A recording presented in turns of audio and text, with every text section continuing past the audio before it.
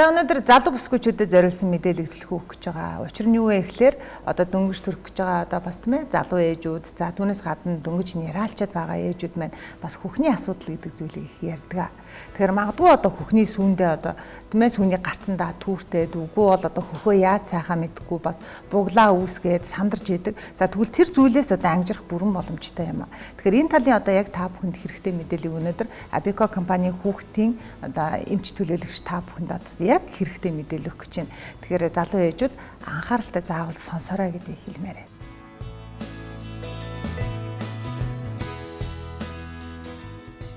Абеко компани эмч төлөөлөгч ангаа ухааны магистр хүүхдийн их эмч Чулуун Цэцэг хүрэлцэн ирсэн байгаа.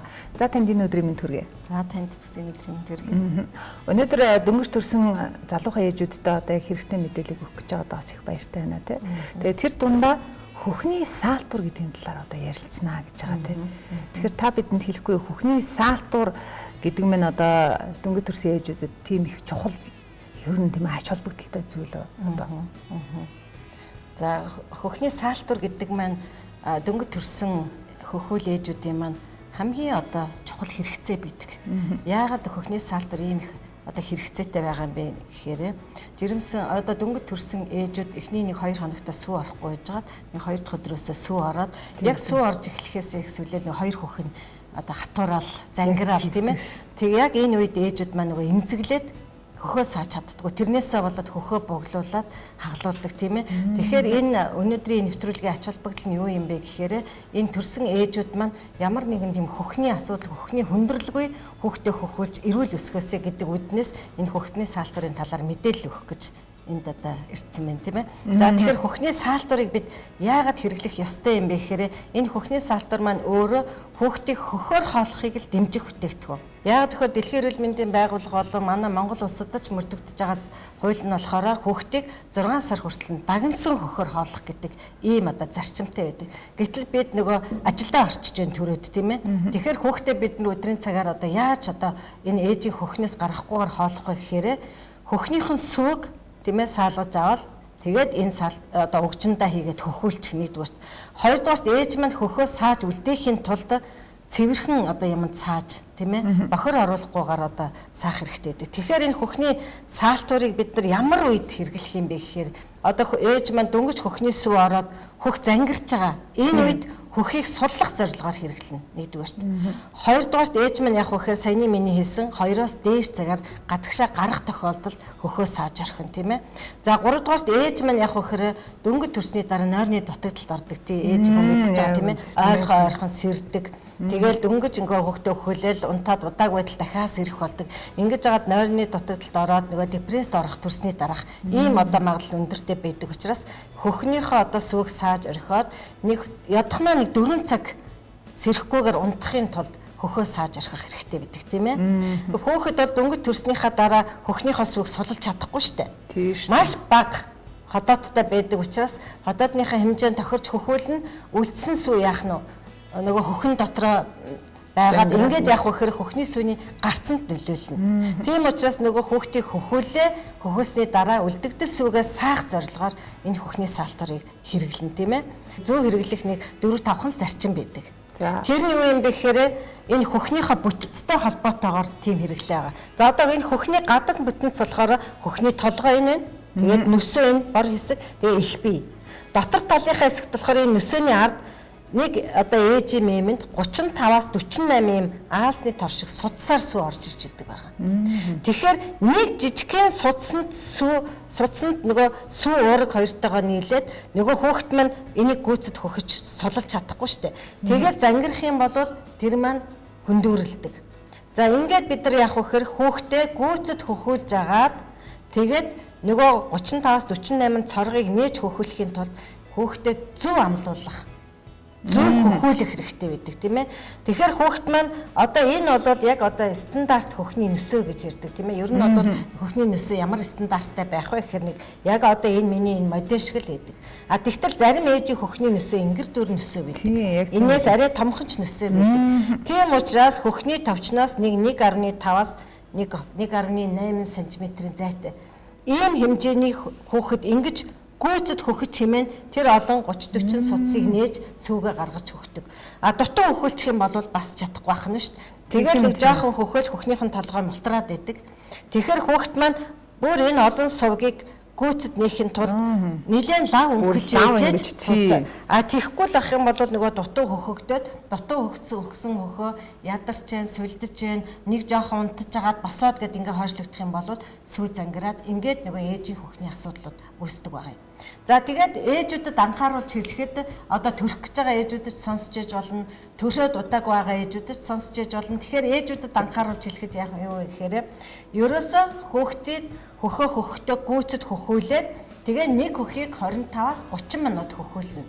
Тэгжээтэл нөгөө няраа хүүхд чинь нэг хөхөө хөхөл унтаад өгнө. Нөгөө хүүхд зангираастай үлдэнэ. Яг үнэ багтдаг. Ингээд дүнгэж төрсний дараа эхний 2 хоногт сүү ороогүй хөх одоо ийм зөөл ямар ч өвчнгөө байх үед бол ээжүүд маань маш сайн унтаж амрах хэрэгтэй.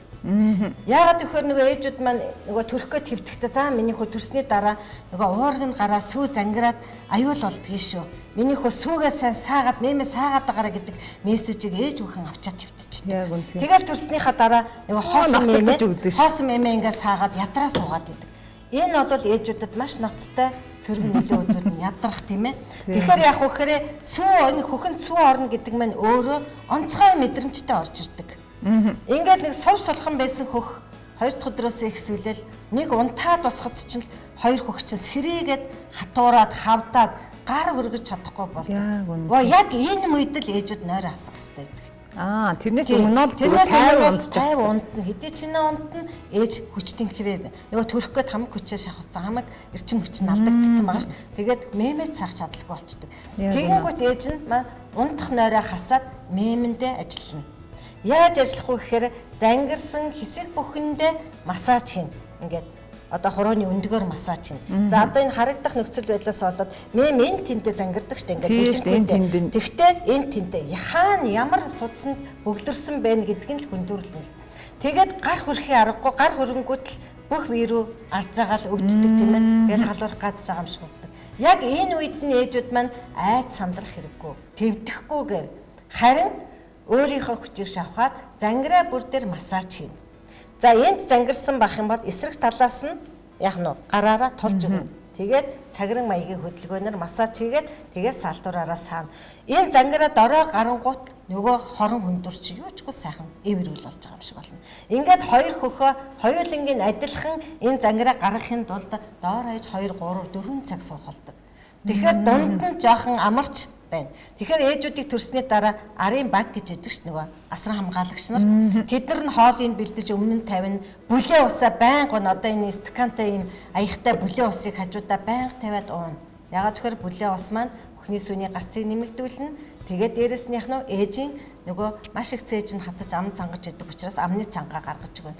За би ганцхан хэсэг дээр ярьлаа, олон хэсэг дээр зангирдаг. Тэгээ 2 хөх хоёулаа зангирдаг учраас энэнд маань сайн ингэж массажж ээжж унтахгүй бол гар хөргөж болохгүй нь юу ёстой амар ингээл уйлаа суугаад идэг. Уйлаа сууж агаад за нэг жоохон хөвтчихэд босоод ирэх гэх юм бол эргээд сүү маань гарахгүйгээр зангирчдаг.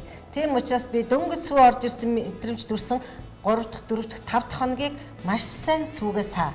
Энэ үед бид нар энэ зангирч байгаа уургаа саагаад гаргачих юм бол дахиад хөхний сүү тийм амар зангираад байхгүй. Яг одоо ийм сандлынхаа 3-1 дээр суухаар ингээ нуруу гой тэгшрээд ирж байгаа юм тийм ээ. Нуруу тэгшхэн байжгаад хүүхдээ зөв тэрвэрчээж.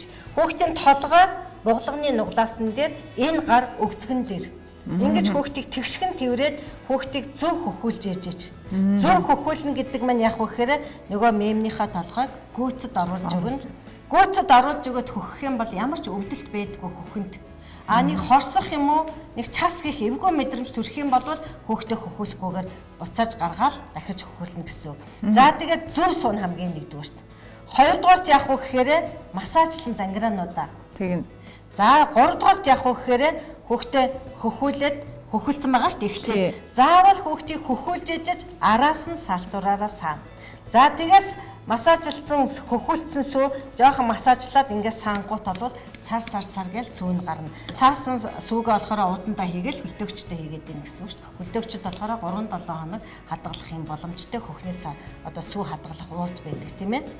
Энэ бол одоо танаа пижонд байдаг тий. Манай пижон гэж байгаа. За тэгээд хөх ярьж байгаа дээр болоход бол ээжүүд маань жирэмсний 37 нийтэлээс эхлээд хөхний толгой арчлах хэрэгтэй болдог. Тэгэхээр одоо энэ хөхний толгой гаргагчийг бид нар хөхийг угаагаад хуурай болгосны дараа хэргэлдэг. Нойтон хөхөн дээр энэ хөхний толгой гаргагчийг хэрэглээд энэ мултарч унаад байна гэдэг. Энэ маань өөрөө бомбдах маягаар гаргадаг хуурай хөхөн дээр ингээд сороод хөхний толгой ямар хэмжээтэй байх вэ? Тэр хэмжээгээр нь гаргаж өгдөг байгаа.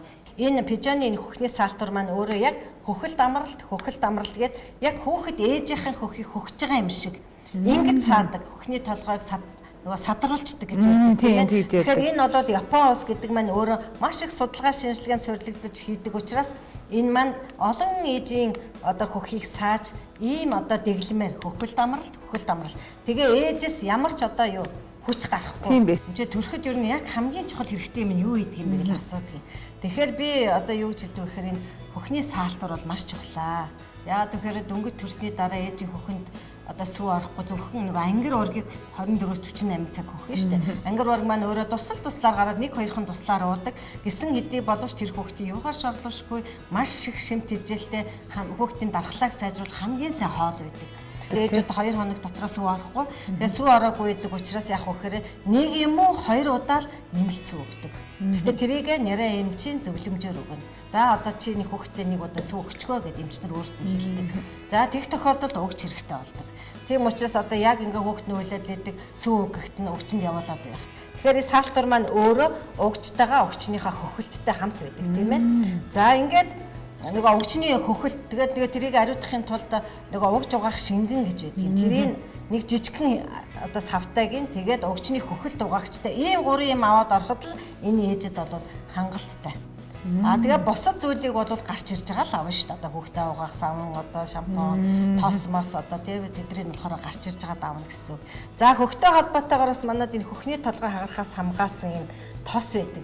За энэ тосыг бол ер нь одоо жирэмсэн ээжүүд өдөртөө 1-2 удаа хөхний толгойгоо угаана. 33 недэл хүртэл бол зөвхөн угаана.